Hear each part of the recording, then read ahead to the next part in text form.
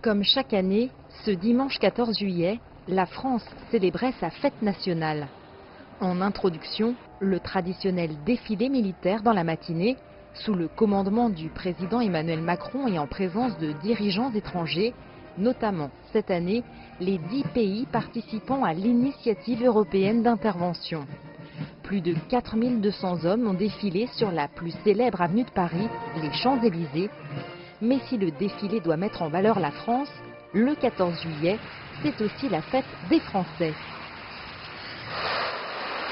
La journée du 14 juillet a été choisie en juillet 1880 par le gouvernement de l'époque pour devenir officiellement la fête nationale française. Pourtant, elle marque deux dates, la prise de la Bastille du 14 juillet 1789 et la fête de la Fédération du 14 juillet 1790 qui commémorait le premier anniversaire de cet événement.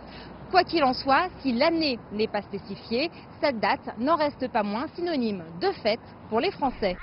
Pour cette journée de fête, ils sont nombreux à être descendus dans les rues de la capitale.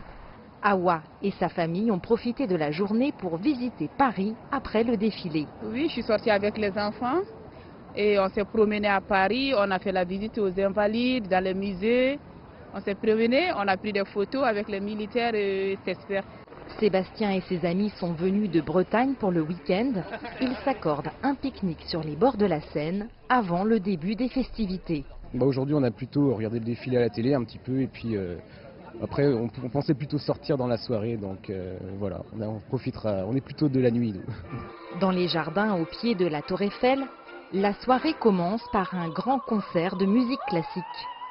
C'est sympa, c'est très amical, même si vous voyez la lumière en ce moment, c'est tellement joli. C'est très bien, c'est très amical.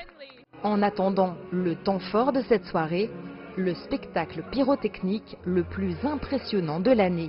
Je me rappelle d'ailleurs, dans les temps, il y avait les balles, c'était plus simple, plus populaire qu'aujourd'hui. Aujourd'hui, il y a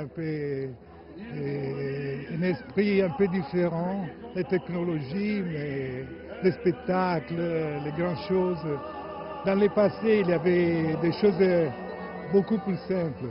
Didier a fait le déplacement en famille depuis le sud de la France pour participer à cet événement auquel il rêvait depuis longtemps d'assister. C'est quand même une date symbolique et le 14 juillet, pour moi, c'est une date qui reste à marquer à tout jamais dans le cœur des Français. À ne surtout pas oublier, à le commémorer comme on l'a si bien fait aujourd'hui. Et à la nuit tombée, les lumières scintillantes du feu d'artifice embrasent le ciel de Paris, point d'orgue de ce soir du 14 juillet. Jade Charles, CGTN, Paris.